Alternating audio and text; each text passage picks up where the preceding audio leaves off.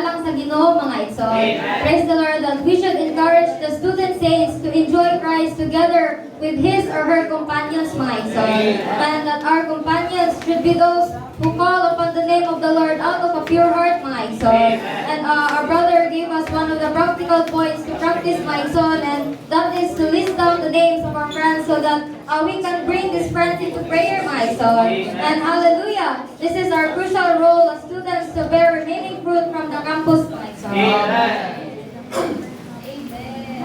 And praise the Lord, my son, nga atong kakuha isip estudyante is na makatiman sa tagsama na to mga estudyante mga son. Aron matimanan nato sila, og dili jud nato sila pasagdan mga son. Mahimo gid ta tagsumbanan nila aron mo takyaw nato, aron mo to dayon sila mga son. Dayon madala-dala dayon nato sila sa iglesia para timanan nato sila pinaagi sa mga open homes mga son.